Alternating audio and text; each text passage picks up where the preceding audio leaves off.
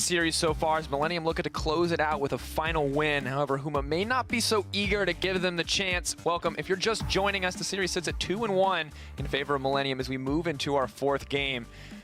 And that last one, I thought the second one was a dominant showing. The first one was insanely long and grindy. First one was super long and grindy. Second one was super dominant. Yes. And then the third one, what did we just witness? I don't know.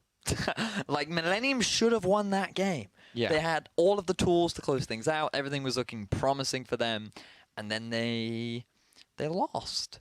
And I think the reason as to why they lost was largely just poor decision-making come the late game. I feel like we did see that remnants of that in game one. I think we've identified their mid-game shot calling is very good. But the fact that they went down mid lane twice to take an open inhibitor for no reason, I feel like they let their fundamentals get away from them. They got so engrossed in having this lead. They had great flanks, yes. They had, good vision when it came to finding TP wards to a certain degree, but the vision control wasn't there for them, and that's something that you brought out before we went to the break, something that I didn't necessarily appreciate, but now that you pointed out to me, it's like all I can see. Every single fight, like, past the 30-minute mark, it felt like they never got another flank, and instead, every time we saw Olaf burn ult and Ghost, it was like, it was pitiful. Run at you now. It was pitiful. And after what was such a great start, too. Yeah. The fact that Olaf got the kill, they're not going to be gifted a start like that again. And honestly, I think if we have to single out a point of weakness on the side of Millenium, despite the fact that they're 2-1, it is Joko in the jungle. Well, I don't know if I would say a point of weakness. I just feel like whoever is making the decisions needs to step up. Because the longer this series goes, the more worse your decisions will be because fatigue is going to come into effect. You've already had a 60-minute game. You've now been playing League of Legends for about 2.5 hours.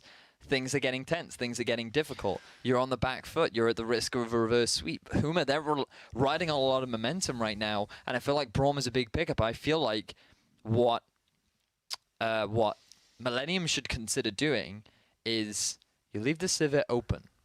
You ban the Braum. You ban the Vlad. You ban the Gangplank. You literally just swap the Sivir ban for an Olaf one, and now Huma are forced to choose because they're still on red side. They have to be on red side. That's the decision that they made.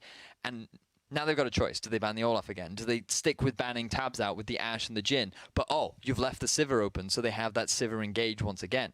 Do you pick the Caitlyn?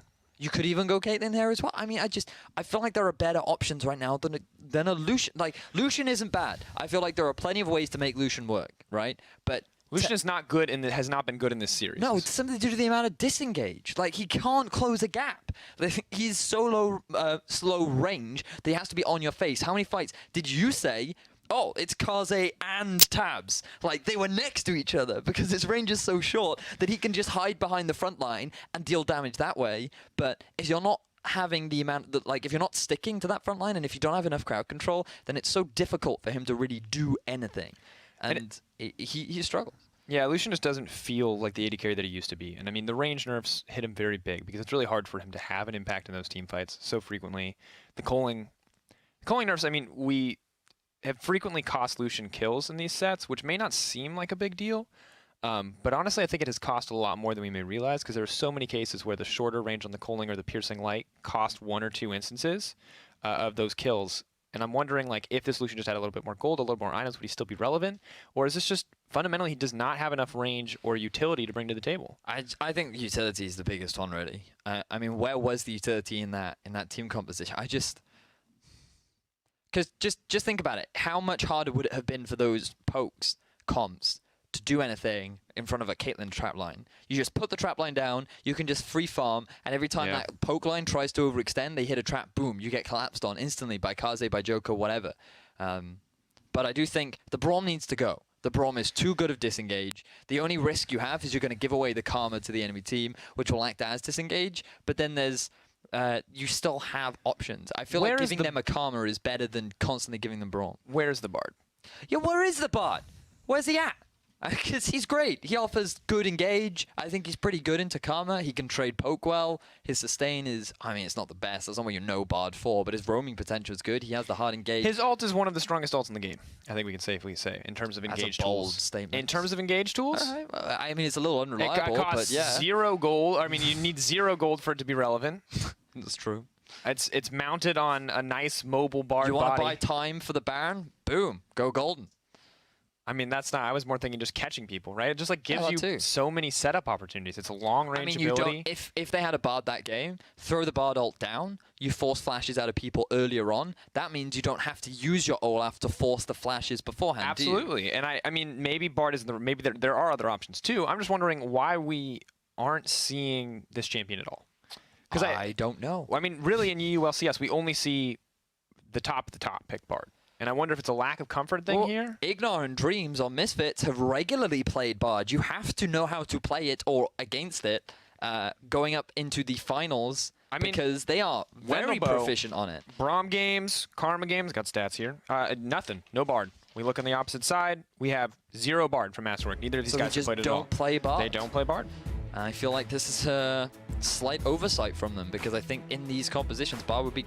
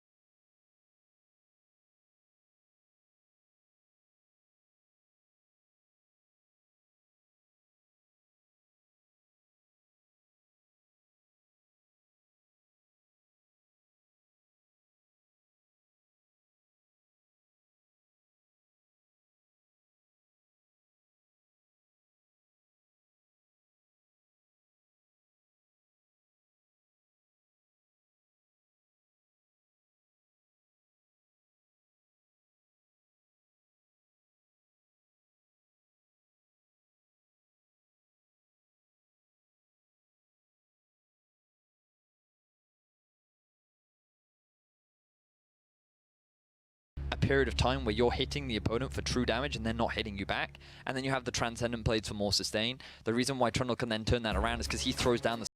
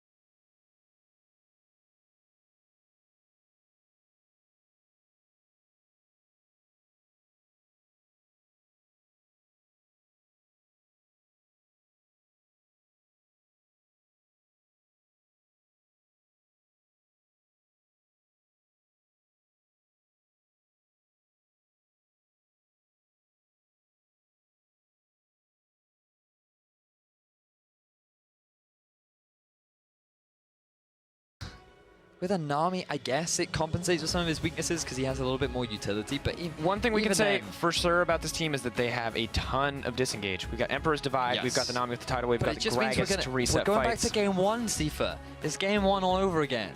Like where you have 2 top laners that Millennium just won game 1.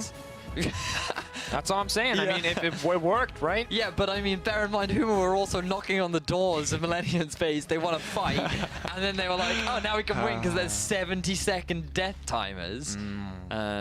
So, all right. So, Huma have basically drafted exactly the same comp that they had in the game that they won. Yeah. This time, though, they don't have The poke. They still have the poke. Not as much. No, not as much without the Varus, but they do have. The difference is Irelia doesn't have as much disengage as the Trundle, whereas the Victor does. So what they've lost in the Pillar, they've made up for with the Gravity Field and Victor, who still has decent poke with his Death Ray, but as you rightly said, not as effective as someone like a Varus. Meanwhile, Millennium, again, going for the 1-4. You have plenty of disengage, you have plenty of damage. The problem they're going to have is actually taking down of turrets, as they used to be really good at that. Not so much anymore, since the nerfs to his W mean that he doesn't do damage to turrets anymore with his active, and Lucian is just such a short range that he's always at that risk of being engaged upon during that time. Remember how many Brawl ults have come in, thrown the ultimate down every time Lucian gets close, and then he ends up getting engaged on. So let's see, can Lucian change the trend? He's currently 0 for 3. I mean, Millennium better hope so, because Game 5 is a lot of pressure on both these guys, and it would be absurd. I mean, that's the kind of mental pressure that crushes a lot of players, especially a lot of younger players. Although we do have a lot of veterans here. Yeah. Still a lot of players who have not nearly as much playoff experience, not nearly as many opportunities to... I mean, both these teams, you can't take playoff experience away from them because, I mean, Millennium have been here before. I guess in technically this scenario, every single... Yeah, okay, so we've got decent... But Millennium also crumbled under the pressure historically, and you can see...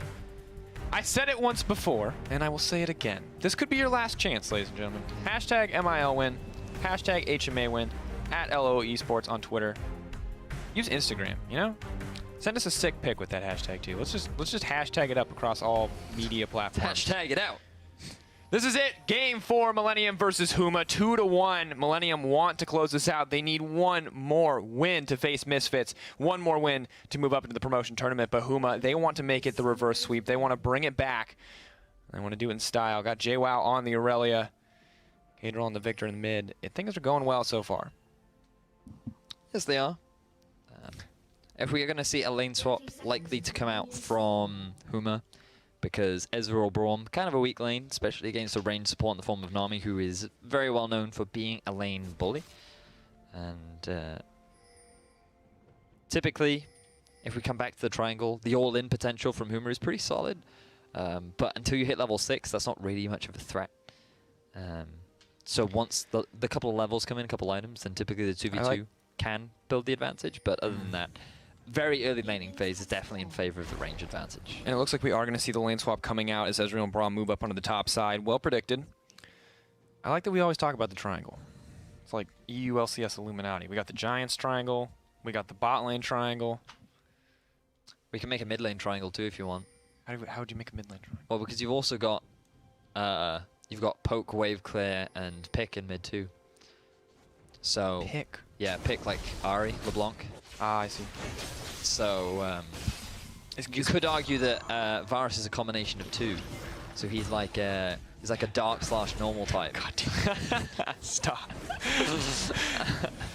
All right. Masterworks continuing to harass out here. I'm continuing to tilt at Vedius's constant Pokemon references. And overall, you're just upset that Azir is actually a ground/flying type. I'm still upset. Shout out to the guy on Twitter who pointed that out to us, by the way. I've already forgotten your name and I apologize, but you did good. And you called us on it, and I want you to know that I sincerely appreciate you pointing that out. Yep. But nobody knows what type Victor is, and no one will ever know. Nope. But what we can say for sure is that JWoww representing some Team Mystic right now. Yep. Not that I have any allegiance to any faction. No, I mean, and I gotta say, if that's the representative of Team Mystic, I am a fan of Team Mystic. Wonderful skin, wonderful splash art. Never let the meme die. Sorry, ladies and gentlemen, it's game 4. It's game 4, and it's been an interesting set thus far. Yep. So we'll keep it professional, though. Let's talk about lane swaps and towers, and who has the tempo advantage. The thing is, right now, nothing interesting is happening in the lane swap. Everything is very standard. Both. I mean, even our mid lane matchup is Victor versus Azir. I know, right? Yeah. So there's nothing unique to talk about. Simply because you want to keep your eyes on the junglers, see if they do anything interesting. But they're pretty much just stealing away the other team's camps. You have to start on the. You typically start walls, then you rotate round to the bottom half or top half, and then you slowly take one half of your jungle, the strong side, and then you rotate round and you take the other half of the jungle from the enemy team. I mean, that was an awful explanation, but in my head it made a lot of sense. Yeah. When you're in the lane swap scenario, of course, the map is divided along the mid lane instead of in traditional roles. So you get the bottom side or the top side, depending on which side you choose. Interesting option coming in here for Millenium. Frequently we see the second tower go down before the dragon gets started, but they're opting to take this one very early. So the risk of doing this is you lose so much tempo, because now your bottom lane is going to get to the top half of the map incredibly late. And often early on, what we saw was the change-up for this is you actually just send your 2v2 back to standard lanes, but they're going to lose out on so much farm, because look at this big minion wave that's currently grouping up in the bottom lane.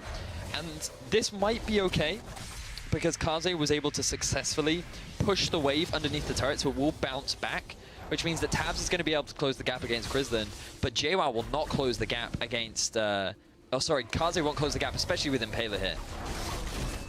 Oh, the health percentage not going to work out. He's just going to be able to walk away from that one. He doesn't even flash. Curious exchange there. JWoww not having level 3, costing a lot as Joko heads up to the top side to let his presence be known. Kaze really wants to push this one in, get a little bit more farm back. We are going to have the 2v2 on the bottom side as a result of this. Interesting play coming in from Millenium.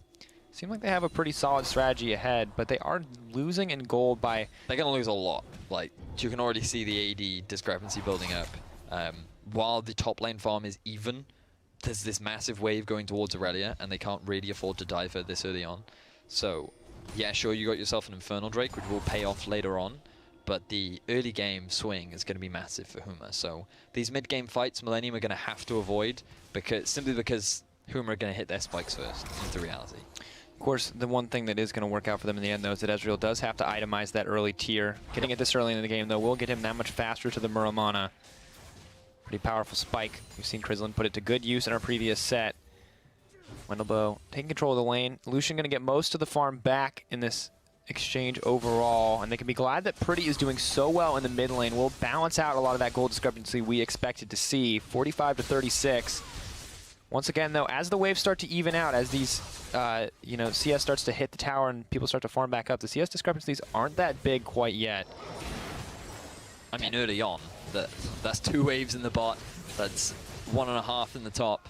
And I mean, it should be 2 in the top, but JWoww missed a couple underneath the turret. So, this is going to be rough. Now, Impaler going for a bit of that's a a level steal. 6 Nidalee to a level 4 6? Gragas. Holy moly. Yeah, Impaler realizing, when you take the Olaf 1v1 out of his early game clear plan, he hits levels a lot faster. Yeah. Tap's getting aggressive. Oh, that's not what nice. you want. Moving forward. Bubble hits both. Now, something Krepo always talked to me about, which is one of my favorite support fun facts. If you shield with Braum... Oh, wait, may not have a chance to talk about this. Pretty going to push back Impaler. If you shield with Braum and the bubble hits you, the bubble recenters on top of you. Yeah. Yeah, which is exactly what happened there. So, Wendelboe, next time, is going to have to step forward. Doesn't want to hop back to the Ezreal. And Krislin just needs to stay away. Yep. Rinse and repeat. Of course, in that case, I think the bubble would hit them both no matter what. But Impaler getting really aggressive here. Spear's going to land.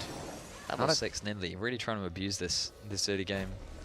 And that's why getting this early Tracker's Knife is very good for Joko, because he's going to be able to ward up the entrances to his jungle, which is what he has done. Means that he can prepare for the Impaler invades. But because he's not the same level and because he doesn't have the same sort of power, can't really stop him. Impaler, now Joko's coming in, TP coming into the bot lane as well. It looks like it's going to be an all-out fight. No TP comes in from Trundle. Aurelia is here, going to try to move in on the Masterwork. What are Huma doing? 4 members committed on the bottom side. Can they execute here? Is anyone going to drop? A lot of damage traded back. Suddenly they're in trouble. Tabs dashes forward. In comes Victor. Can they get it? Bubble hits 2. Joko needs to make it out. Burst Blood dropping. Huma going to walk away with the advantage there. Pretty And Kaze just farming up while the rest of their team falls. Joko should not have stuck around. He ate the Winter's Bite, which was enough crowd control for the rest of Huma to get the lockdown, get the damage down, and secure themselves a kill as well as a tower. And fortunately for Kaze, this is going to enable them to close the gap a little bit between the tops. Yeah, but not at all what they wanted to see as the kill drops for Ezreal too. Really going to make up for the deficit in the tier. No TP available for Kaze, and Huma quick to capitalize. It was a big risk, but you can see how well it works out for Huma in the end. 46 to 64 CS in the bottom lane. Sheen already done as well, quickly working towards that Iceborne Gauntlet. But have a look at this. Things are looking very good here for Millenium, because not only do they get a huge amount of damage down onto Impera, they force the heal, and all they have to do is just not die at this point, because JWoww's TP'd bot.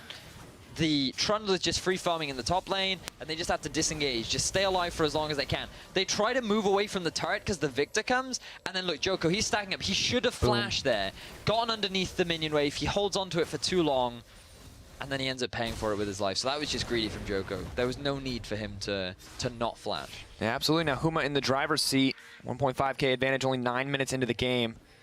JWoww losing out on a little bit of topside farm. They're going to have to do something about the Trundle, kind of freeze. For now, things are looking okay. Lucian trying to even up as well, but Huma with the tempo advantage can now set their sights on the mid lane. Masterwork going to hold the wave for now. Azir moving in to back him up, but JWoww's ready for a dive under the tower if necessary. Emperor's Divide up and available. They just have to disengage. I mean, Pretty does have his ult, so he could go for a potential play here, especially with no summoners available on Cage Roll, but with 4 members strong on Huma, he decides that it's a bit too much of a risk. And now what you have is Tabs sitting alone in a side lane, which he can do on a Lucian. It's relatively safe. But the rest of Huma are just setting up to the top half of the map because they can look to take away this blue buff. They can't contest because the AD carries in there. There's no way you can join the fight. But Impaler caught out. Is he going to get knocked down? Suddenly Wendelbo's in enemy territory and overcommit, and Huma have given up their advantage in an instant. Double kill drops for Kaze, double buffs as well. What a disaster. So Impaler, game 3, gave away the double buff. He said that, oh no, my early game is going far too well in game 4. Here, let me rectify that. As he jumps into 3 members and just gives away a kill to Trundle. We talked about how snowbally this matchup is. Well, now Aurelia is screwed. There's nothing that the Aurelia is going to be able to do. Even if you get that Trinity Force, level 7 to level 5, 20 CS difference, double buff Trundle, that top lane matchup is dead. That's it. This is CS is even out on the bottom side of the map too, and just to clarify for all you viewers at home, the reason Vedius is so harsh on Impaler is because they're both from the UK, and Vedius, as a general rule, is incredibly harsh on UK players. But he's done this so many times before. He did this in game 3, and I forgave him because he just wasn't expecting the damage. He should have got a kill. But we've seen this from Kaze before. He's overextending now, but the rest of the team is moving up. Lucian's there on the backside. I think this might be an overextend from Huma. They can't kill Kaze fast enough, or can they? No subjugate available yet. They're moving in. Tab's getting aggressive. He's going to dodge the ultimate, but he's all alone. Kadril coming up as well. Ultimate coming in. Kaze wants a bite out of the Ezreal, but it's not going to be enough. Tabs gets locked down. He's going to get knocked down. Masterwork to follow Joko on the backside, but what is he going to be able to get? What is this game? The back and forth trades, the overextend. Now Aurelia pushing in for free on the bottom side as well. Yes, Kaze is able to get away with his life, but the collapse coming out from Tabs and Masterwork should have just been used as a means to help Kaze escape that gank, and instead they go for the committed dive. They don't respect the fact that Kadril is coming up from the flank. And notice that Kadril, he's in the river now. You can see him now. He is clearly visible, and Tabs still decides to go aggressive. Masterwork isn't level 6. He doesn't have the disengage, and at this point there's nothing that the rest of Millenium can do to provide any sort of way to get them out of that situation. Joko not fast enough to get to the top lane. Pretty wasn't ahead of the curve in terms of the rotation, and that just means that Huma picked themselves up 2 easy kills. Oops, I mean, oops is the name of the game did it this again. time. This is They played with my heart. yeah. Got lost in the game. Oh baby, baby. Impaler. I mean, it's a story of spears for sure. Story of spears. The Seers got the spears on the soldiers. See, I know that's a good reference. I just don't know what it's a reference to. Oh, Britney Spears would be what the reference is to. Oh, does she have a spears? Oh man, I'm so stupid. her name is Spears. That is the reference. How did I miss that?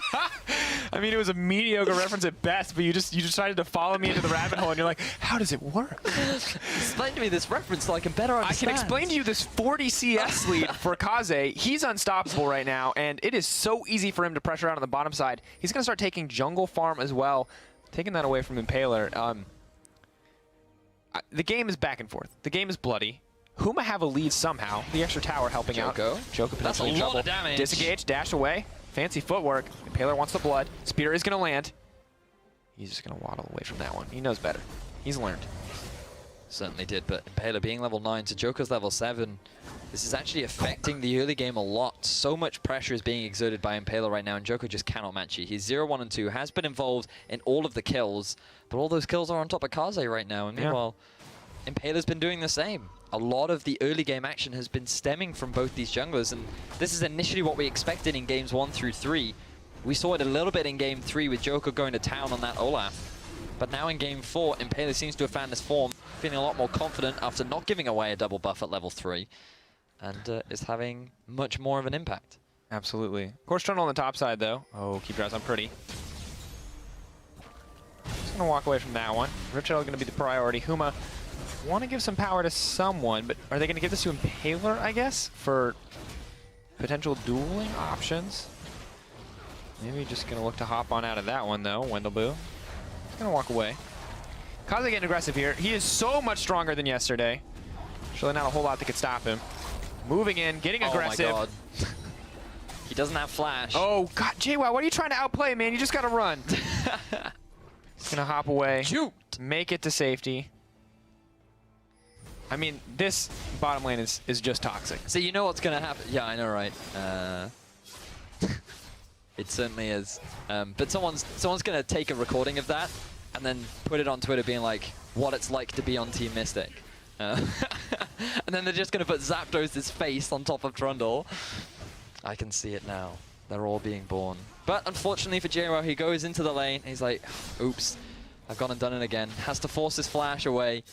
Trying to avoid Trundle. I mean, it's a circus, if we're being honest. It certainly is. Oh man. I hope someone appreciates this.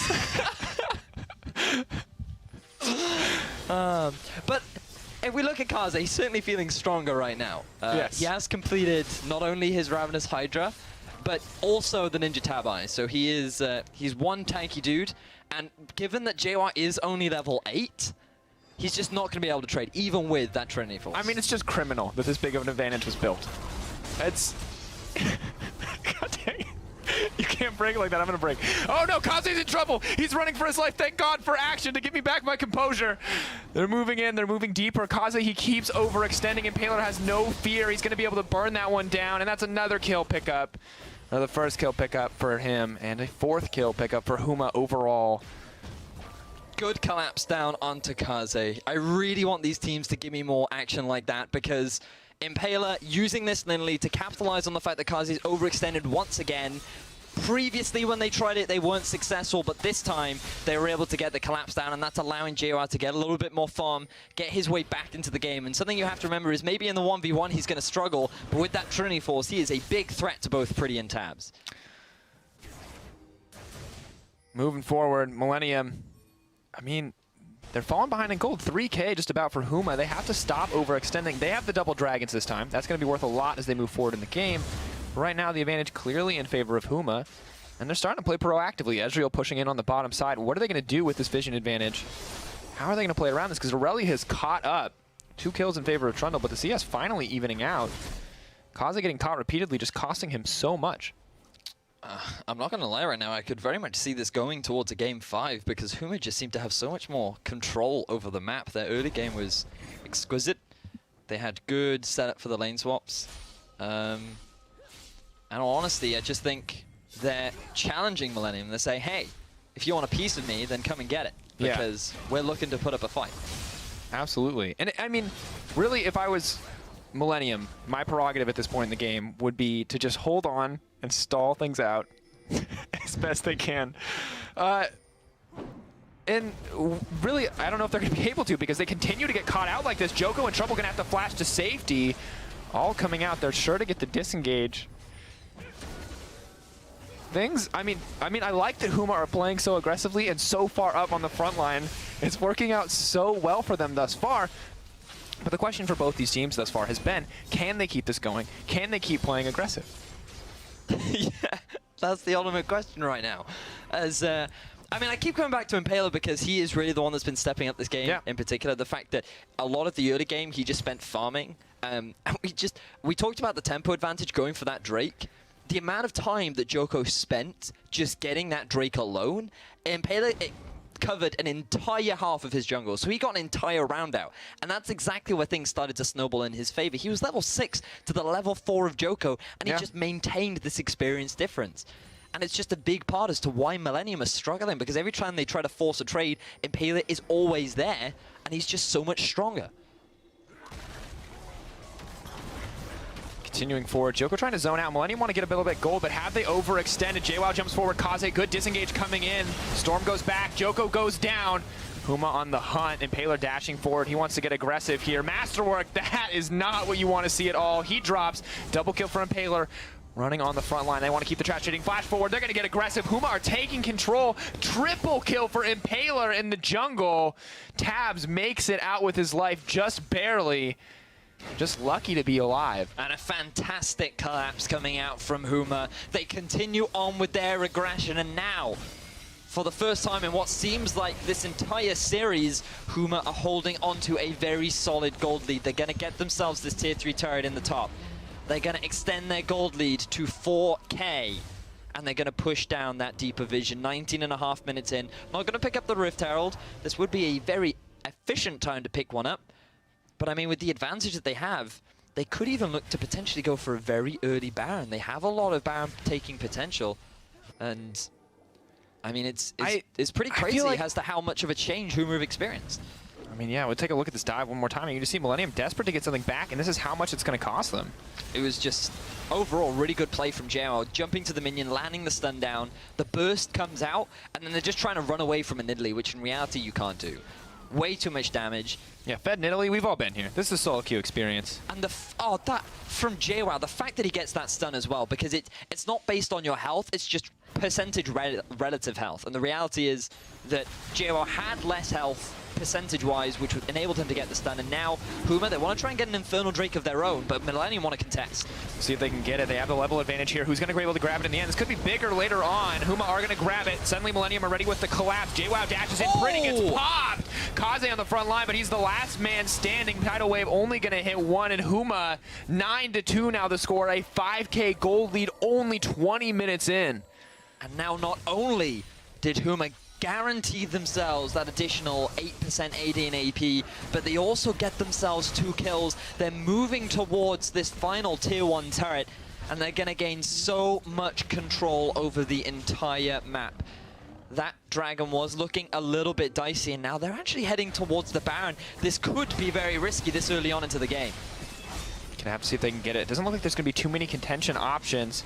Gragas moving forward, Kato doing what he can to zone him out. Wants to block the body slam. He doesn't even have smite. They're trying to bluff here, and it's gonna work. Wendelbo in trouble. It's actually gonna cost Huma so much. They could have just taken it. They thought he had smite. They didn't want to risk the 50-50. It wasn't available. Ooh la la, Millenium are gonna be able to force Huma off the Baron. And that's going to result in Huma just taking away what objectives they gain. I don't think they can be too upset about that. Note that it did burn the exhaust onto Masterwork. Yeah, and Huma I think will have to concede this tier 1 in the mid, but overall I think they can be happy with what they gain. Absolutely. And I think in this situation you cannot hold it against them. No. Definitely want to play safer here. Huma, no reason to throw anything away in this exchange. Yeah, and I'm looking at JWoww right now. He's potentially going to go for the 1v1 against Tabs, who's still here. This is very risky for Tabs right now. Oh. Go for it, JWoww. He knows. Does he know? Does he know? He doesn't see him. Oh, stealth Tabs. Makes his way out. That is lucky. It certainly was. I guess his perfume just wasn't strong enough. So have a look at this. Chrisland is actually the one that secures the dragon with his Q. The actual smite came out from Joko, but then JWoww dives straight on top of Pretty, gets the insta damage down, which is enough, followed up with the True Shot Barrage from Chrisland to guarantee that kill. And then Kaze tries to get something back, isn't able to do it. And this is the point where, as this Aurelia or this Nidalee, you're just like, boys, do you want a piece of me? Like, let's bring it on. It's definitely, I mean, they just, right now with Huma having this big of a lead, I don't see any way that they can't win this game. But at the same time, every time I feel like one team is about to win in this series, they always gets turned against them. They always manage to find a way to come back. So Millenium, we can't count them out yet, especially with this Trundle split push and Kaze overextending all game, but finally gets something because of it, is able to grab the tower. And Impaler so hungry for blood here.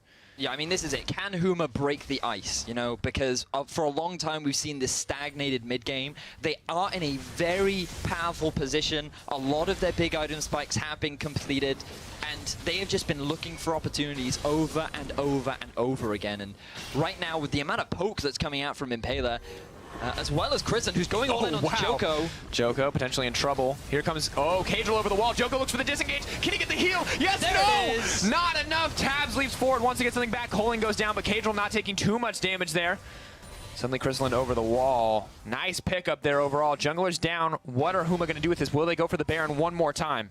Well, they're just going to rely on JWoww to put pressure down in the bottom half of the map while they group as 4 members strong and push into the mid. But with Azir, he has so much wave clear available to him that they are just going to be able to get away. But look at this. Kaze and JWoww, they're going at it once more. JWoww. Gotta see. Kaze's actually coming out on top in that exchange, despite JWoww being able to have that huge impact in team fights. It looks like he can just not win the 1v1. But now Millenium are in trouble. Can they even defend this tower? They don't have any wave clear. They have a lot of damage. Pretty taking the risky way to attend. One more dive from Huma. Are they going to be able to execute? They move forward. Pretty's here as well. JWoww caught up, knocked up by the bubble. Chain CC not going to be enough, but now Cadril's in trouble. And they're going to be able to back away from that one. Calm, patient play coming in from Huma. Risked a lot in that exchange, but not losing anything in the end. Well, Flash is gone now for JWoww. But other than that, with the heal as well from Kristen, so a couple of summoner spells burned to try and get that objective down, but still Huma aren't able to get away. Still hold on to that gold lead. 3.7k in their favor, 10-2 in kills. And with the dragon spawning in about a minute and a half, that could be the next big point of contention. It will be a mountain, so a lot of valuable drakes being spawned this game so far. And I mean, what a tense game. What an unbelievable game. The fact that Huma now seem to have claimed so much more control. We were wondering in terms of the draft how things would shape up. Millenium still sticking to what they've been doing so far in terms of the bans. And you know, this is where we bring into question, would it have been worth banning away the Braum? 0, 1, and 9 right now for Wendelbo has been a key factor in not only setting up for fights, but also a big involvement in their disengage. And it's just Millenium, I feel, perhaps a little bit too overconfident, put it too much down to their misplay rather than the execution of their actual composition. And right now, Huma are trying to punish them for that slight oversight. And it's really odd, too, that they haven't made this a first-pick priority because it's something that we've seen come out on both sides. Masterwork playing a lot of Braum, 3-1 with the champion. Maybe could have been a priority for the team thus far, but giving it over to Wendelbo, his most played champion as well, completely undefeated up into this series and doing well on it thus far. We really got to question what the priority has been for Millenium, the Lucian as well. I think what we're seeing is that Huma have, I mean, maybe both sides are just picking comfort, but the comfort picks that are coming in for Huma now that the Lucian is off the table just look so much better. I completely agree with you, and I just want to backtrack to Impaler once again, level 14 right now, highest level in the game. He is above even Kaze. Completed both the Rylai's and the Void Staff. I actually think Impaler could 1v1 Kaze as another fight looks to be breaking out around this Drake. Oh, you got to feel bad for Tabs there. Leaps forward with the culling. Just gets a Mystic shot to the face. No damage traded in that exchange. Pretty in trouble again. Shurima shuffle. Some fancy footwork to dodge out on that Braum ultimate. Not going to be able to grab anything else. And the fight looks like it could get started here. Impaler in trouble. Trundle suddenly on the flank. Impaler gets knocked up. Impaler gets burned down. No Zonius to save him. Will he drop? It doesn't look like it. Impaler manages to make it out. Pretty still alive and well. Trying to make it to safety. Dashes away from JWoww. He got too distracted and suddenly Cadril is the one left all alone against the Trundle. Joko, fancy work over the wall. Will he be able to make it out? The vision spots him out. Trying to get a bit more damage. Pretty is here, but the sign up from Huma is just too strong. Kaze running. JWoww in trouble. Will they be able to get anything back? The health not in his favor, but he doesn't need the stun. Pretty desperately fighting. Masterwork there to back him up. At the end of the day, a massive trade in the favor of Huma. 1 for 3. Very chaotic fight overall. Huma were the ones trying to set the play up because have a look at your minimap. JWoww was just sitting in the brush. What they weren't expecting was the engage to actually come from Millenium. You get forced into this choke point where Kadril can get his ultimate down to do so much damage. JWoww forces the Azir out of the fight. And with Tabs gone, because he gets stuck between a rock and a hard place, it results in Millenium just trying to do what they can, trying to clean anything up. But unfortunately for them, it just wasn't enough. And Kaze ends up going down here, and Huma just keep winning fight after fight. They get the 3 kills, as you identified. They're going to continue to extend their gold lead, and they're also going to pick themselves up this Man in Drake. Happy to have that one as well. Infernal and Mountain, quite a potent pairing as they look to take some more objectives. And Paler going to steal away the blue buff 2. Insult to injury at this stage of the game. Gold lead 5K in the favor of Huma. Once again, comes down to can they end it? We've seen big gold leads, we've seen teams with massive leads, and we've seen them throw them away just as easily this series. Huma, they want the reverse sweep. They're going to have to earn it, and they're going to have to close this game out with confidence. They just need to find a way to break this inhibitor line, to break that nexus. And Millenium, they're taking a lot of aggressive fights, but they're definitely not making it easy on the side of Huma. Oh, they are not, and Baron on the table could be the next point of contention, but we're only 29 minutes into the game. I felt like we've had such long games in the past between these two teams where there's been very little action. It is now pretty crazy to think that so many fights have occurred and so many things have gone in their favor. And right now, I mean, things are looking pretty bad for Millenium. So far, we've seen that their team fighting isn't even coming out ahead because JWoww is doing so much more on the backline than Kaze is. This was one of the picks that we were expecting to come out from JWoww very early on in the series. He hasn't really had a matchup to do it, and when the pressure finally kicked him, he decided to go back to it. He had a good start in the lane swap. And then a very bad start when the Trundle got hot. When the Trundle went pretty crazy. But then they were able to turn around because Kaze kept overextending, kept getting overconfident, and now the collapse coming in for Kristen. Maybe in trouble, Wendobo. A lot of tankiness on that Braum. Is just going to be able to walk away from this in the end. But, I mean, as you mentioned, JWoww so good on this Aurelia. His team fight movement has simply been on point. And it's just going to work out really well for them overall. I'm wondering how he's going to be able to perform in the future. Looking at Kaze right now. Potentially getting collapsed on. He is going to notice that Huma are making their way through the jungle and is immediately going to disengage from that one. And there's just so much vision from Millenium around that Baron. They know how much of a risk it is for Huma to go for that collapse. And so they just want to make sure that they can see what is going on as the, flank from Joko. Oh, one more fight. This could be big. Joko backing off. Kaze on the front lines, but he's going to get stunned up. The Chaos Storm doing so much damage as they move forward. Gravity Field to lock him down. JWoww to finish him off. And Paler falling as well. It's the 1-for-1. Top laner for jungler traded back. Sundisk making a big impact. Wendelbo in trouble. Pretty, he throws the soldiers forward, but he may have given up his life. It's not enough. The disengage pushes JWoww back to safety, and Huma once again walk away with the advantage. So much damage from the Aurelia, and he's not done yet. He's looking for Joko. Takes a lot of damage from the culling. Moving forward, Huma, now can they take this? Yes. I don't know. Oh, barely making out of that bubble. Nice response time coming in from Chrisland. 4K advantage still for Huma. I mean, it's been such a brawl for both these teams. Yeah, Huma keeps coming out on top, but they're not getting much for it. But that engage from Joko was just absolutely ideal. You couldn't have had a better setup. And Kaze just walks into the gravity field. He ends up dropping. But then this tower coming out from Pretty is what enabled Millenium to actually turn the fight around. Then Pretty just gets a little bit too overzealous. The blood fury is in his eyes as he looks for a potential kill, but the shield mitigates too much of the damage. Then with JWoww diving on top of him, Transcendent Blades, True Damage, Trinity Force, combined with the Q from Ezreal, results in his kill. 2-for-1 in favor of Huma. They maintain on the kill lead. But still, just look at the wards. They're not transitioning that into any control over the map. They have so many opportunities to just gain vision over the Baron, look to make a play, but instead they're just hanging around the mid lane, going for an ARAM style of play, and that's just setting up for Joko to look for these potential flanks. They have all this vision around the Baron. Look at all these pink wards that aren't just going to disappear over time. And Huma then just not playing around these objectives. They're hoping that Millenium will walk into their poke like they did in Game 3, and then Huma can just move around for a free Baron. Chrisland hopping over the wall. Not going to be too vulnerable at this point in the game, but you're right. I mean, it feels like the losing team is always so much better about placing down this vision. and making the smart play here, whereas every time someone gets a lead in this series, they get so aggressive, so blindly aggressive, so frequently too. Aurelia going to break down that tower, going to extend the gold lead once again.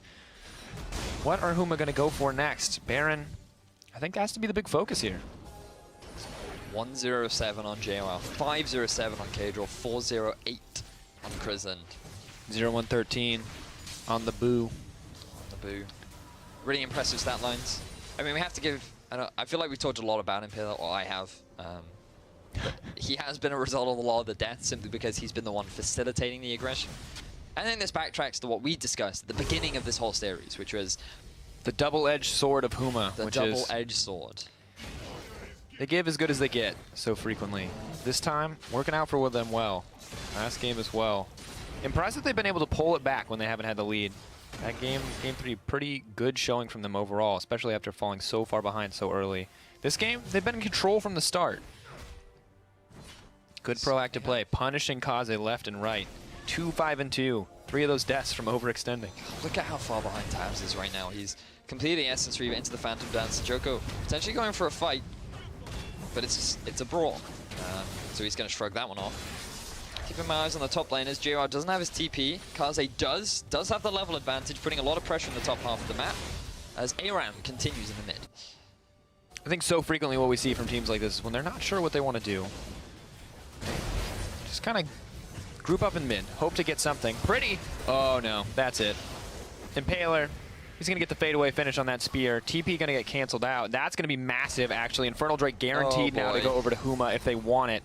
Kaze pretty much set up to get this top lane tower. Aurelia, no TP of her own. She's going to have to move to stop this, though. So it can be the trade of objectives. What are Millenium doing? You do not want to get aggressive here. Bubble to look for the disengage. They're now moving into the mid lane. Tab's going to clear out this wave. No Braum to block it quite yet. Tower's still going to fall in the end. Mountain Drake making it that much easier. Kaze getting aggressive.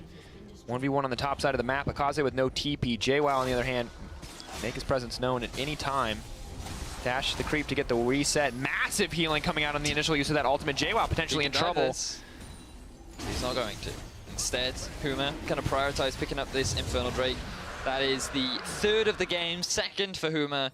16% additional AD and AP, and Crisland being the engage once more. Moving forward, has a lot of damage here. Iceborne Gauntlet going to make it easy if they manage to get on top of Yoko. Dash in. Oh, potentially going to get the knock-up. Good flash from Joko, waiting as long as possible. Impaler is on the hunt, however. Concussive blows falling off.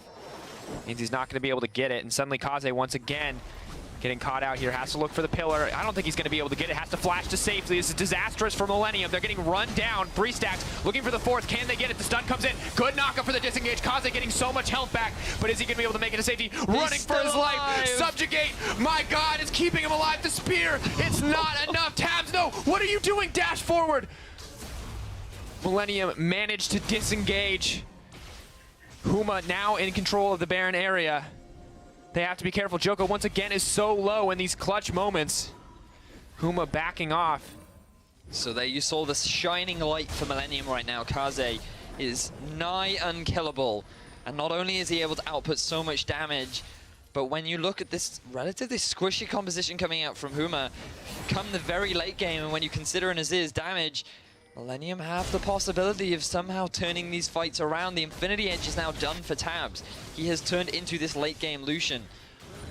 And in all honesty, I mean, Millenium still have opportunities. The goal gap for this late in the game isn't that severe. 5k is pretty big. But as long as Millenium keeps stalling things out, the later the game goes, the more that goal difference will mean less and less. Once again, it feels like we're seeing the exact same game. This time swapped around, however. Huma with the massive early advantage. This time Millenium are the ones fighting their way back, clawing their way back into the game. Elder Dragon and Baron going to be the big question marks for both these teams. Elder Dragon still about 4 minutes out. Crisland taking a bit of poke here. Blows being traded back and forth. Setting our eyes on mid lane. Seemingly the arena for both these teams as they just continue to group up here. Neither one wanting to be too far from Baron or Elder Dragon. But the vision, look at it, still from Millenium. Right there on the Baron. They don't have to play even remotely aggressive. They can just keep clearing these waves. Manage the side waves. They're close enough to Baron in the top half of the map that they can just keep Kaze on the bottom. just dealing with JWoww. And then Pretty can just rotate up, soak the farm up, leave, and then just continue what's going on in the mid. So, I mean, Huma, they just don't have a strategy. They're literally just sitting mid, throwing poke, hoping that Millenium eat that poke, and then once they're low enough, they're like, now we can force the Baron, rather than starting the Baron, baiting Millenium towards it. They're finally laying down the pink wards, though. They're finally clearing out their vision. They'll be able to bait soon. But it doesn't matter, because look, Joko, straight back, vision down. He has it. Like, they're just not, they're putting vision down on the Baron, and then they're not playing around it. They're not controlling it. I mean, they shouldn't be sitting mid. They can leave Cadril mid. Just have Chrisland or Wendelbow or Impaler just hang around the Baron pit. Just act as a presence, being like, ooh, we're looking to play around Baron. What you going to do about it? What you going to do? And that's what Impaler's doing right now. He's sweeping away the vision, and now it is dark for Huma. They can steal away the blue buff, which is very valuable in the late game, because remember, it gives you 15% additional AP. So picking that one up, or stealing it away, is super valuable as Chrisland goes in. Oh, going forward. Kaze may be looking for the flank, but he could be caught out. That's a lot of burst damage. Oh, Subjugate. So much healing coming in. Cadril, no! Trundle is unkillable! But Wendelbow certainly is not. Tabs will get dropped down in the end. Joko trying to make it out to safety. Pretty is too late to the party, and it's not going to be enough. JWoww pushed back with the rest of his team. Grouped up. What an ultimate shutdown! Huma have to run now. Pretty moves forward. Is he going to be able to get it? The turn back! My God! It's so close. Impaler healing up as best he can. Joko on the front lines. Can they turn this exhaust? Comes out. 2 stacks on the concussive blows, but they're running for their lives. Joko not going to be able to get it. Wendelbow in trouble. Impaler just healing up his support, trying to keep him safe. Kaze running up on the left-hand side, right-hand side rather, as Wendelbow is getting run down, is going to get slowed up. Hop back to the minion, trying to buy time. Kaze wants to get this. Pillar, is it available? Yes. Impaler. He has to be dead. He's done so. He's done so. And this now means that with the incredibly long death time, as Millenium could go for a potential Baron, Pretty was the hero that his team needed to turn that fight around. We talked about the late game potential. We talked about this Azir, and you saw how powerful it was in that choke point. Unbelievable play. And now with no jungler available, no TP on JWoww, Millenium are looking for this Baron. Cadril spending some time in the mid lane trying to push this up. Will he try to contest? Chrisland has ultimate. The laser does a lot of damage as well. The Chaos Storm, could they look to turn this back? It's a slow Baron. Lucian is on the way. Cadril clearing out the vision. Can Millenium secure? Cadril securing the Scuttle Crab. Moving forward, Kaze getting aggressive onto Cadril, wants to zone the members out of the pit, does not want to give them the opportunity to steal. Ult goes in, it's too early, and that means Baron drops for Millenium, and once again, they find a way back into the game. Yes, they do. Now let's look at how all of this kicked off. You see Kaze just run in. He doesn't even use his TP. Dives in. It looks like he's dead, but the Subjugate comes in and he gets so much health back. He's super tanky. Cadril ends up dropping, but then Tabs aggressively dashes in, which enables Chrisland to get the kill. This is where things start to go wrong. Pretty doing so much range damage. Gerald from the flank instantly thrown in, and then the pillar combined with the damage is enough. Pretty gets a little bit too over-aggressive here, gets stunned up by JWoww, and then the cleanup can just start from Joko and Kaze. Just so many small things that resulted in such fantastic play from Millenium. This is the team fighting prowess that we've seen throughout the split from them. And while this was a little bit extended to get themselves the Baron, and then the action continues as both teams look to set up for a potential dragon. Keeping our eyes on this one. Gonna have to see exactly what unfolds. One final act there. Have to see what Millennium's next move is. They've got the Baron. What's left for them? They're moving in. Needs to be careful. JWoww just sitting in the bush. Surprise bush. What's it going to be? Oh, no, but Kaze's there too. JWoww suddenly the only member on the front line. In goes the wave. The rest of the team can't show up to the party, and JWoww gets dropped in an instant. Huma, too hungry for blood. Cannot see past that. Too eager, still playing like they have the lead that they no longer do. The pillar goes down. Wendelbow tries to hop back to Impaler. Coling comes out. Gonna block it up, but is he going to drop as well? Is Elder Dragon going to fall in favor of Millenium? Ultimate comes down. Can they turn the fight? Joko in trouble. Stunned up. He's going to drop. Cadril grabbing that kill. Impaler throwing spears out left and right. Connecting on the Kaze. Has to be careful on the leap in though. The turn comes back. Cadril on the side. Keep your eyes on the Victor. He wants to flank. Speed up from the Siphon power. He has the Ghost. Not going to be enough. Improved recall is going to take them out to safety. Huma, can they get the Elder Dragon? Jungler available. They're looking to control the vision. I think it's just smart to disengage at this point. You've already suffered heavy casualties with the loss of JWoww, who also doesn't have TP. And without your big frontline in Wendelboe, trying to force that play could be very risky for you. Now Kaze rotating around to the mid, looking for an opportunity that he is not going to find. So now everyone respawning, the smite from Joko going to be coming back up. But have a look at this. JWoww, I don't know why he's trying to go in 1v5, tries to get the nuke down onto Masterwork, but this was just way too risky. Joko, really good barrel to knock JWoww into the rest of his team. And additionally, the really beautiful way for Masterwork to make sure no one else could show up there. You just zone off that choke point to prevent Huma from following up. They then go for the chase down onto Wendelboe, who blocks so much of the damage out. The pillar, initially very useful, but acts as a bit of a hindrance. And we're now at the late game where he gets that pillar up every time it drops. Yes, they end up losing Joko, which means they lose their smite, so they can't continue the aggression.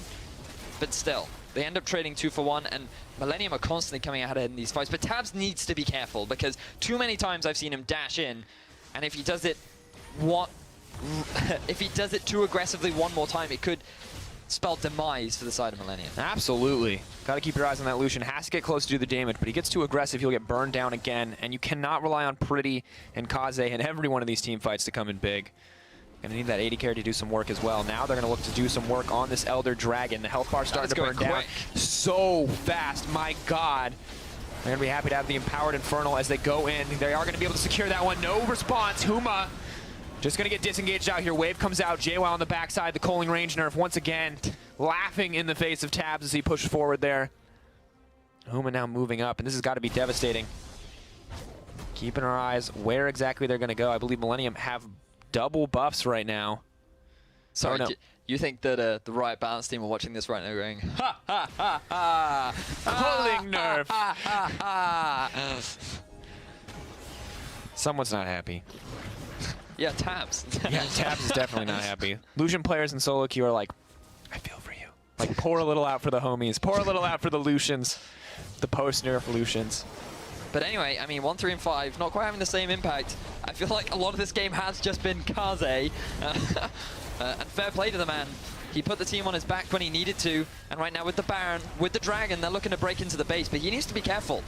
I'm sure as tanky as he is, I don't know if he can soak up 5 members and a tower. No, they're just going to play around this cannon creep, but it's pretty easily cleared out by the smite there. I mean, they have so much raw power, but they no longer have the Baron buff as it falls off here. I mean, they need to break an inhibitor. It's the only way this advantage means anything. I mean, Millenium do love the mid lane. I feel like if we looked at a map of where they've been, the rest of the team hasn't even looked at the sideways. But either way, Oh, Pretty in trouble. if it results in an inhibitor, it doesn't really matter. But right now, the wave clear from Huma is enough. The poke is enough to force them back. Pretty takes so much damage that he can't continue the siege. So they're going to lose the effectiveness of this Elder Drake. They're going to lose the influence of the Baron. And things are going to return to normality as now the gold is almost dead. I mean, normality. 5K gold lead for Huma just moments ago, and now the gold is dead even. This is an insanely back and forth game. What amazing play for Millenium to come back into this. And Huma, I mean, you want the reverse sweep, you got to earn it. Yeah, man. And that means you need to show up in these last few fights. Both these teams essentially have one more shot. If either one of them, One opportunity. make everything you got. Because this is it. Promotion tournament on the line. Finals for CS on the line. Everything that you've been working up towards for the last 5 weeks is now in this one moment. Huma, you had the gold lead. You have the kill lead. You have everything that you could possibly want. But is it going to be enough against the late game team fighting prowess of Millenium? Let's see if this Lucian can upset the trend. Keeping our eyes on the Lucian. He's got a lot of items, and at this stage of the game, that scoreline doesn't mean too much. Just about 6 items completed, waiting to finish up on that Maw. He's gonna be happy to have the bonus damage. Questioning on the Lord or the Lord Dominic's. Ma, I need your help. Ma. We're Waiting in the on the late Ma. game. Ma, please send me your love. This is good. Your southern accent's getting better. Dear Ma, I hope that your lifeline shield will protect me from the bad men on the side of Huma. That's the last I will ever do that in the broadcast. That was so good. Oh man, so good. Super tense moment. We had to leave it, relieve it with a bit of humor. But Huma, they definitely don't need the relief right now. No, Huma definitely. I mean, both these teams are on the cusp of victory, and it's really going to come down to one final team fight. Question is, who is going to execute here? Spear Lance. Well, I You gotta imagine think no that one could wants be- to be executed. Yeah. It's all about becoming the executioner, finding that pick, catching that one person out of position. Masterwork could be it. Keep Ooh, your he's eyes. walking into it. Oh, bubble. Every skill shot could mean death. There's one moment. Oh my god, that single auto from that same soldier did a load of damage. Oh, tabs. Do you feel like if we just added really dramatic music right now, it would it would suddenly change the viewing experience? If you're at home, just put some super dramatic music on. I don't mind what it is. Let me know, in fact, and then just tell me what it's like this to enjoy it. orchestral group, I forget that does a bunch of epic cinema music. Like the Sephiroth song? Yeah, that's epic. Let's do that. Okay, don't sing it. Let them play it, though. You know? Put on the Sephiroth song, ladies and gentlemen. It's time. Put on your copyright music that we can definitely not put on the stream. Millenium. Grouping up. One spear. Not going to be enough. Moving out. So why you always go, one spear to rule them all? No, so this is the thing, is that one spear can decide the game. Like, that spear hit tapped in the face, and suddenly there's a bunch of bursts to follow it up. You can just get popped, right? Oh, we're still in the mid lane. We're still Like, in that ARAM spear just hit mode. tabs. Just gonna lifesteal it back up. It's time. One more team fight. Here we go, Joko. One more barrel. Joko, keep your eyes on the Gragas. He has a flash. Where's he going to go? Where's he going to go? Disengage. Not going to land. Krisland pushing forward. Millenium. They're moving on the front lines. There's so much pressure. Joko has the flank. Joko has the flank. Can he get it? Cadril back. Cadril down. Is he going to fall? No. Yes. Shutdown comes in. Millenium, they're moving in. This could be the fight. Waiting with bated breath, and it's finally the explosion of action. 2 drop. Millenium are moving in. JWoww, Impaler, Krisland, the last one standing, and they're going to drop one at a time in jungler and top laner. The last line of defense is Millenium can look to close out. Pretty lives. Millenium lives, and they want to move on to the finals. 3-0 in favor of Millenium. They are 5 members strong right now. They're looking to break into the base. They've got themselves the inhibitor, and they could very well close out the game, close out the series, and look to face Misfits in the finals. Everything was on the line for Huma, and it was simply not enough for them in this final game. A 6K gold lead. Millenium turn it around. One final team fight, one final flank. It all comes down to this as an Impaler drops, as the base drops, as Huma drop out of the Challenger Series. Millenium will move on to advance. They've earned their spot in the promotion tournament, and they will face Misfits next week. Congratulations to Millenium for taking the 3-1 in what was a nail-biter of a series. This could have gone either way. It was super close, but in those late-game team fights, it was all about Millenium. And we talked about how Kaze could have been the shining light right at the end, and oh boy, was he. Absolutely.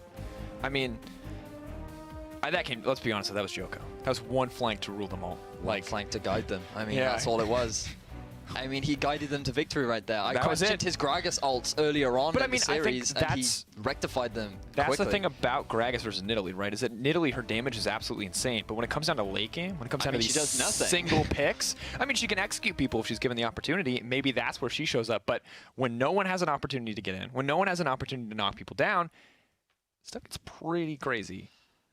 Oh man, that was an enjoyable series overall. I thought Millenium would take the 3-0, especially after that lead in game 3. But a lot of questions now moving forward, because I feel like Millenium, yes, they got the victory, and it was the most convincing game from them was game 2. The early game was great. Game 3, they relied on Trundle late game. In game 4, and obviously there were some great plays from Pretty, definitely some outstanding performers overall. Lucian did break the curse, but I don't feel like the Lucian still did anything in that game. And moving up against Misfits next week, when they finished their whole best of 5 in like 2 hours. You'd have to be worried if you're Milan. They have a lot of things that they need to work on moving forward. Absolutely, and I think going up against Misfits, it's going to be really one big final test to see how they're going to stack up, because this is it. This is the top of Challenger, right? And if you want to move into LCS, you need to be confident that you deserve to be at the top. And I think Millenium showed us a lot of good things today. And I mean, if we look back at that last game, if we look back at those fights, it was so close for so long, but there are these key moments where it just turned around, and I think absolutely stunning. It was just the fact that we saw Joko come in onto Cadrol, and it was like his back was turned, and this fat man slowly rolls into him, being like, Bang! Insta-kill onto Kadril. And he just didn't see it coming. His flash was too late. He wasn't able to survive. And it was just great execution coming out from Joker to finally get the flank engage that they needed. Yeah. And onto such an integral target, too. It was really impressive. Absolutely. I liked it. I think now when we look back, that was the point where the game was ended, right? Beautiful Yeah, play. that was but when there it was a ended, couple yeah. fights where really it decided the game. And we look at this. I mean, run me through this one. I mean, so this is when this was a big fight. This is where Kaze ends up getting caught out just a bit. He takes a lot of damage. The subjugate keeps him alive for long enough to enable Kadril to to end up going down. Then Pretty comes in from the flank. He's doing so much damage.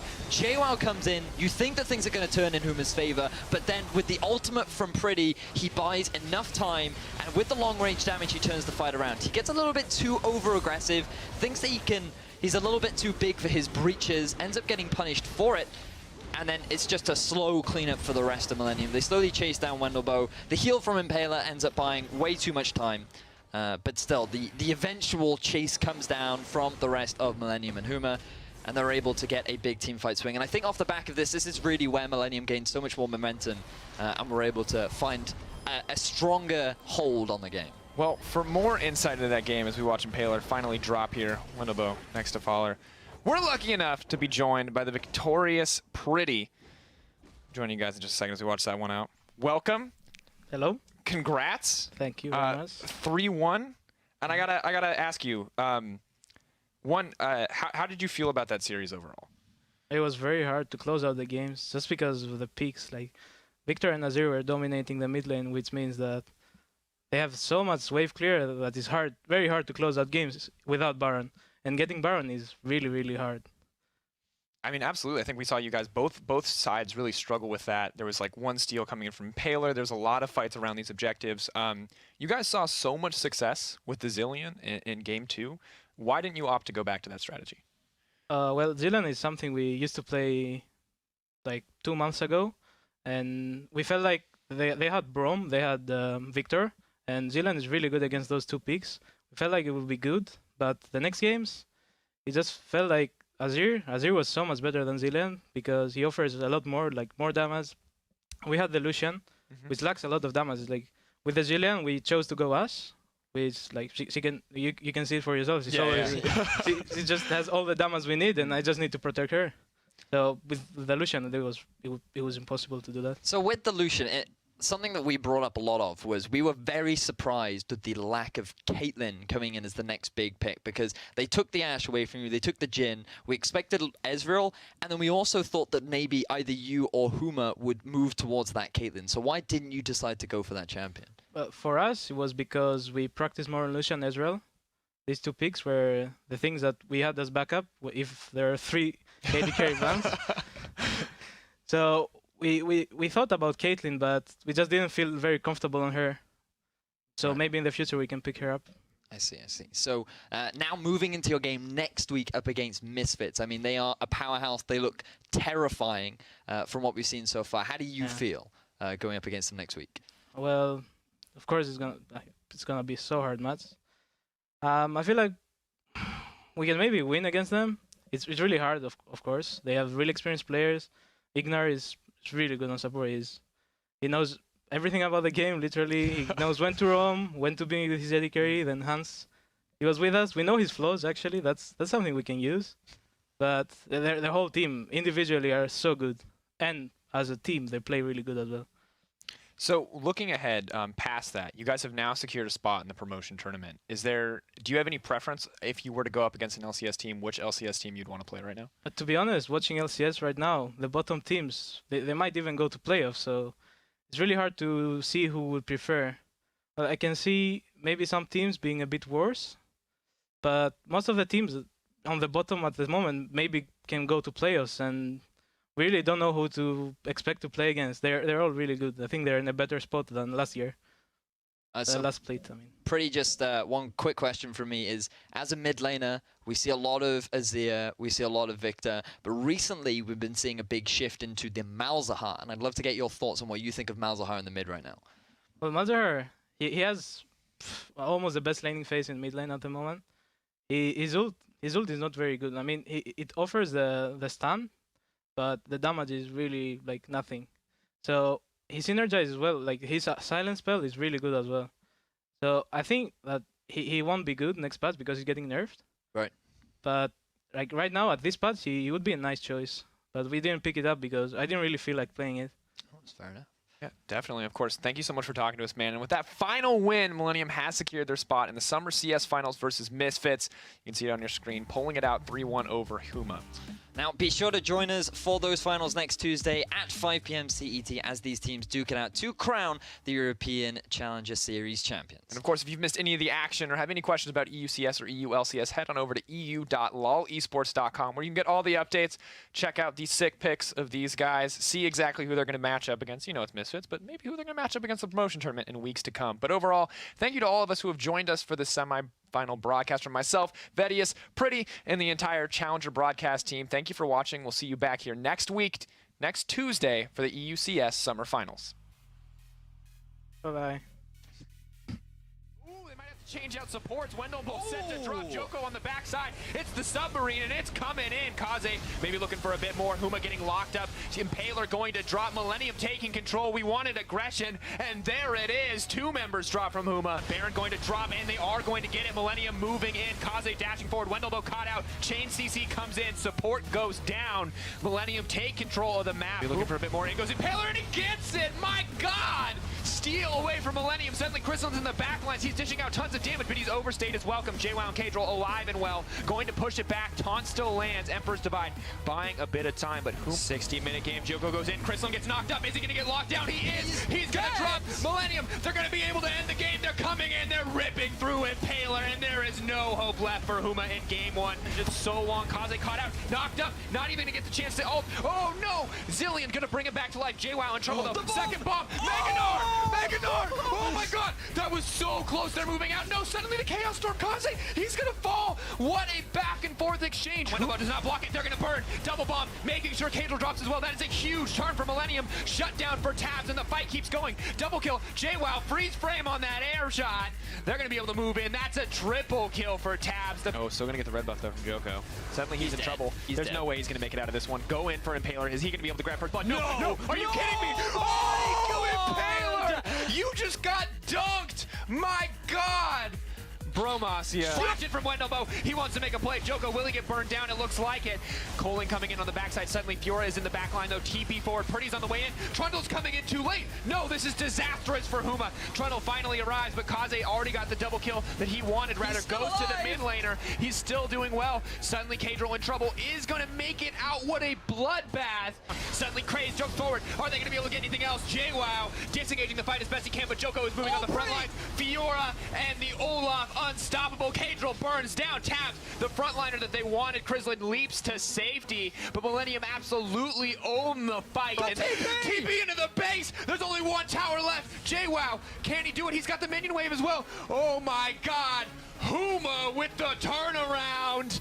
A massive win coming out for Huma. Oh, Impaler caught out. Is he going to get knocked down? Suddenly Wendelbolt is in enemy territory and overcommit, and Huma have given up their advantage in an instant. Oh, Subjugate. So much healing coming in. Kadril, no! Trundle is unkillable. But Wendelbolt certainly is not. Tabs will get dropped down in the end. Joko trying to make it out to safety. Pretty is too late to the party, and it's not going to be enough. JWoww pushed back with the rest of his team. Grouped up. What an ultimate shutdown. Huma have to run now. Pretty moves forward. Is he going to be able to get it? The turn back. My God, it's so close. The flank. Joko has the flank. Can he get it? Kadril back. Kadril down. Is he going to fall? No. Yes. Shutdown comes in. Millenium, they're moving in. This could be the fight. Waiting with bated breath, and it's finally the explosion of action. 2 drop. Millenium are moving in. JWoww, Impaler, Crislin, the last one standing, and they're going to drop one at a time. Millenium turn it around. One final team fight. One final flank. It all comes down to this as an Impaler drops, as the base drops, as Huma drop out of the Challenger Series. Millenium will move on to advance. They've earned their spot in the promotion tournament, and they will face Misfits.